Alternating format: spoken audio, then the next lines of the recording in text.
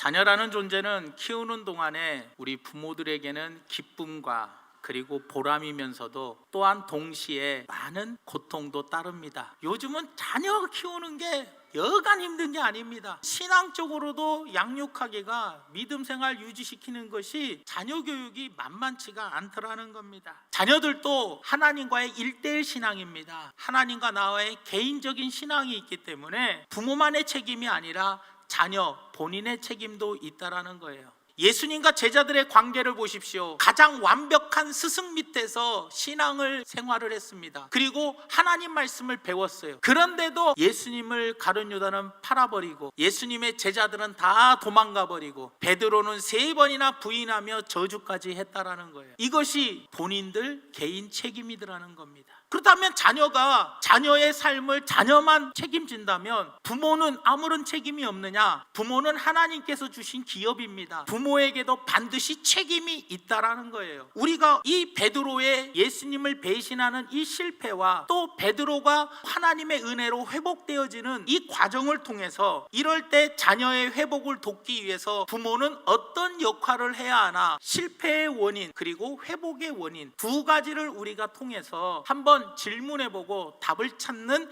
그런 시간이 되기를 원합니다. 첫 번째 질문이 왜 실패했냐라는 거예요. 그 답은 비교 의식이 베드로에게 있었기 때문이라는 겁니다. 부활하신 예수님이 베드로에게 찾아가가지고 네가 나를 사랑하느냐? 라고 질문을 합니다. 예, 주님이 아신다라고 대답할 때 너의 죽음이 영광스러움이 죽음이 될 것이다 라고 베드로에게 이야기합니다. 그때 베드로가 이야기할 때 예수님, 내가 이제부터 주님이 나에게 기회를 주셨으니 영광스러운 죽음을 주님의 말씀대로 맞이하겠습니다, 이렇게 대답한 게 아니라 저 옆에 있는 요한을 바라보며 요한은 앞으로 어떻게 되겠습니까? 자신은 영광스러운 죽음을 맞이하겠다라고 할 때 요한하고 비교를 합니다. 요한은 앞으로 어떻게 됩니까? 라고 자꾸 비교를 하게 되더라는 겁니다. 자녀를 어렸을 때부터 양육하면서 중요한 것이 바로 뭐냐? 자녀에게 비교 의식을 극복할 수 있게끔 만들어 주어야 한다는 거예요.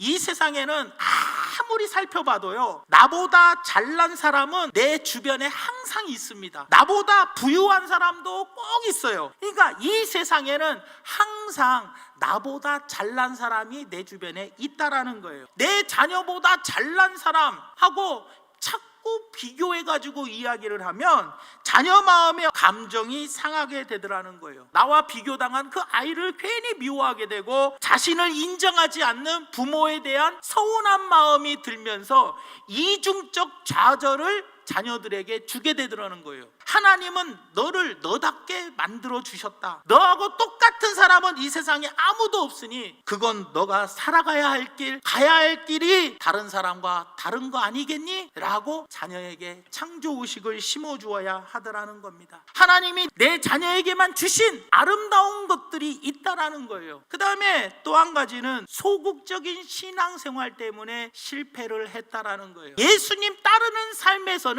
이 베드로는 소극적인 생활을 했다라는 거예요. 베드로가 예수를 멀찍이 따라갔다라고 이야기합니다. 멀찍이라는 단어를 우리는 주목해야 돼요. 멀찍이 따라갔기 때문에 베드로는 예수님을 배신하게 되었다라는 겁니다.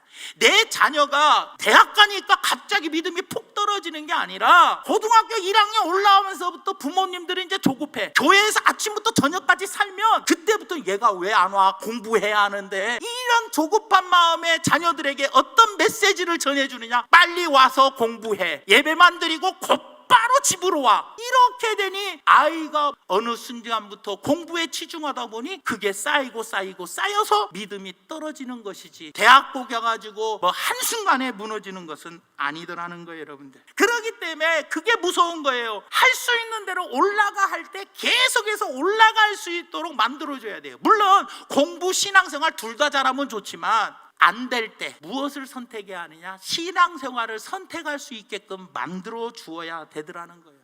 영원한 하늘나라의 천국의 소망을 잃어버린다면 어떻게 되겠냐는 거예요. 그 책임이 누구에게 있겠냐는 거예요. 베드로는 예수님을 3번이나 부인하면서 도망가 버렸습니다. 그런 베드로는 하나님의 은혜로 회복이 되어졌어요. 그러면 이렇게 실패한 자녀들을 어떻게 하면 회복시켜 줄까? 이 두 번째 물음의 답이 바로 첫째로 말씀이 있어야 되더라는 거예요. 베드로는 말씀이 있었기 때문에 회복이 되어졌다라는 겁니다. 닭이 곧 두 번째 울더라. 이에 베드로가 예수께서 자기에게 하신 말씀, 곧 닭이 두 번 울기 전에 네가 세 번 나를 부인하리라 하심이 기억이 되어 그 말씀을 생각하고 울면서 통곡하며 회개했다라는 거예요. 부모들이 자녀의 회복을 위해서 가장 해줄 수 있는 좋은 것은 하나님의 말씀을 늘 읽어주고 들려주고 그 말씀을 나눠주고 그 말씀을 항상 같이 하게 할 수 있는 것, 이것이 바로 부모의 역할이라는 거예요. 또 회복할 수 있었던 이유, 두 번째 답이 기도가 있었기 때문이라는 거예요.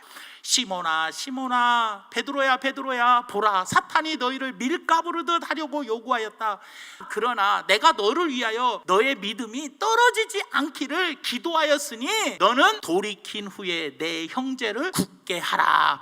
돌이킨 후에 베드로의 회복의 원인이 바로 무엇이었냐? 베드로가 돌이킬 줄을 예수님은 보셨어요. 예수님이 기도하셨기 때문에, 네 믿음이 떨어지지 않기를 기도하셨기 때문이라는 거예요. 부모의 잔소리가 통하지 않은 날이 올 때 지금도 우리에게 할 수 있는, 부모로 살 수 있는 것이 믿음이 떨어지지 않기를 위해서 기도하라는 거예요. 기도할 때 하나님의 은혜로 내 자녀가 말씀이 기억나서 회복되어질 줄을 믿습니다. 사랑의 시선으로 내 자녀가 아무리 삐딱한 길로 간다고 포기하지 말고, 예수님은 자신을 배신하는 베드로를 끝까지 사랑의 시선으로 바라봐 주셨던 것처럼 베드로가 회개하고 돌이킨 것까지도 끝까지 바라봐 주셨던 그 사랑의 시선을 여러분들도 자녀들에게 그 시선을 바라봐 주며 우리 자녀들이 다시 주님의 손에 붙들림 받는 믿음의 귀한 자녀들이 되기를, 그 부모의 역할을 잘 감당하는 우리 귀한 성도님들 되기를 예수님의 이름으로 축원합니다.